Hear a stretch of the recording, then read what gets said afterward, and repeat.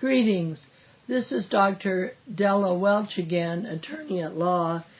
We're on tape 3 of sales law, and we've been talking a little bit about UCC 2-207, which I also refer to as the added term rule. And make your notes very clear that if there's a situation where the offeror expressly limits acceptance to the terms that he has offered, then the merchant added term rule will not apply. So let's clearly go over all of the elements. If both parties are merchants and we have an added term, that added term will automatically come in unless the offer expressly limits acceptance to the terms of the contract.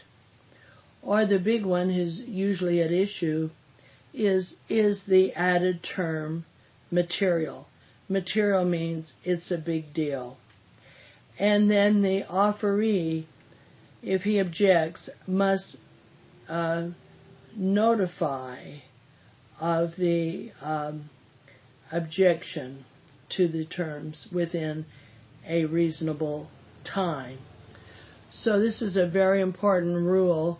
I gave you the example of Merchant A saying to Merchant B, I will sell you my used car for $400.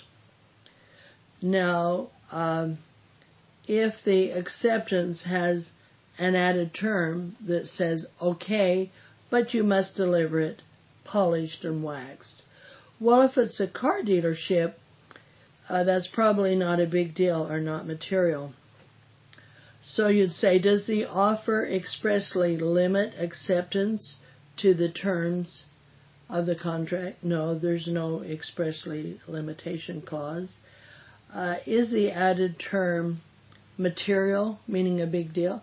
No, if you're a used car dealer, it's really no big deal to deliver a car washed, polished and waxed, and so forth.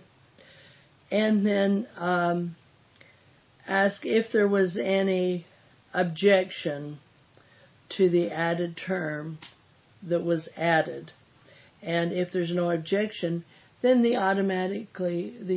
additional term automatically becomes part of the contract. And the car must be delivered, polished and waxed, for $400, and the offeree has to be able to accept that. Now we're going to talk about risk of loss.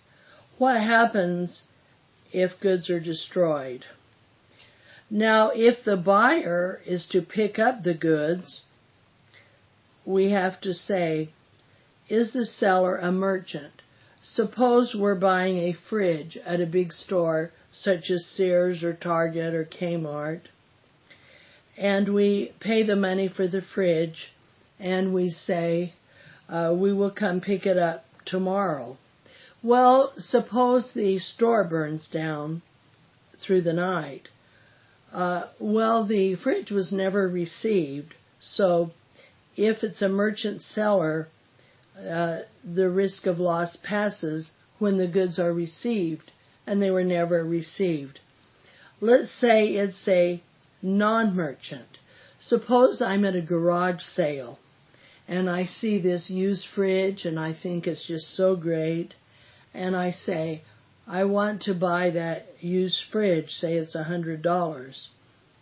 Well, what happens is the person at the garage sale says, here it is, you pay me the money, which I do, and then I'm putting it here, I'm tendering delivery right here, you can pick it up right here.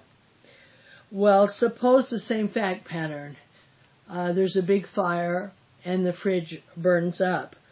Well, in this case, the buyer would have the risk of loss because the seller made tender of delivery. So it's important to know whether it's a merchant or a non-merchant. Remember, identification of goods occurs when the goods are named in the contract and are distinguished from other goods.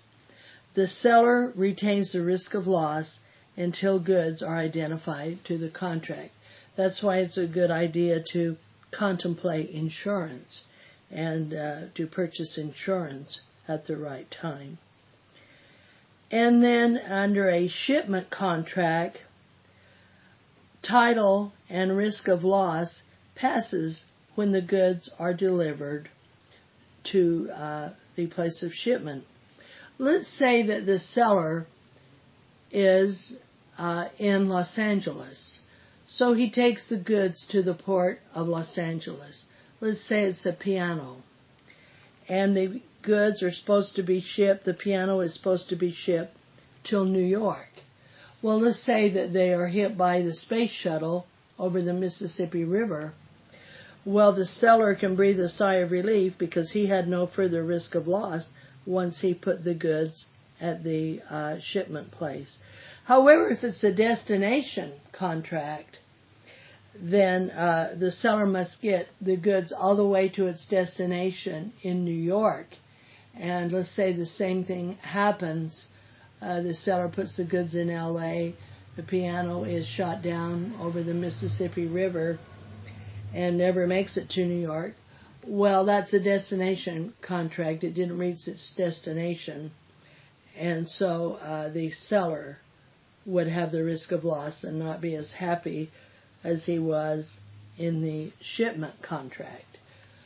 So this will be the end of our Lecture 3, and then we will go on to the issue of different terms under the UCC 2-207.